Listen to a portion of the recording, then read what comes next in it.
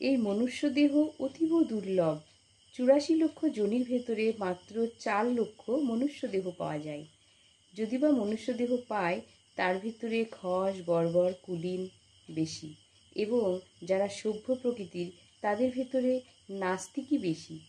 আর যারা আস্তিক তারা মুখে বলে ভগবানকে মানি, কিন্তু অফিসে গেলে দেখা যায় তাদের ভগবান ড্রয়ারের ভেতরে রেখে দেয় ঢুকিয়ে। আর যারা বাড়িতে ভগবানকে পূজা করে তাদের হয়তো বড় বড় বাড়ি ঘর সব আছে, কিন্তু সেই ছাদের চিলেকোঠায় ছোট্ট ঘরে ভগবানকে রেখে দেয়। আর ভগবানের জন্য তারা দেয় সামান্য নকুলদানা, সারাদিন ধরে সেই নকুলদানা পিঁপড়েতে খায়। এই হচ্ছে আস্তিকের ভগবানের প্রতি ভক্তি। ভক্তি হলো একটি আন্তরিকতা, ভেতর থেকে ভগবানের প্রতি শ্রদ্ধা, ভালোবাসা।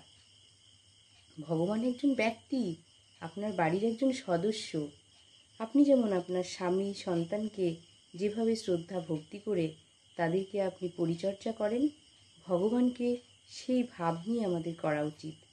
তবেই তো ভগবানের সাথে আপনার কথা হবে। আর ভগবানকে যদি আপনি ভালোবাসেন, ভগবানও আপনাকে ঠিক ততটাই ভালোবাসবে।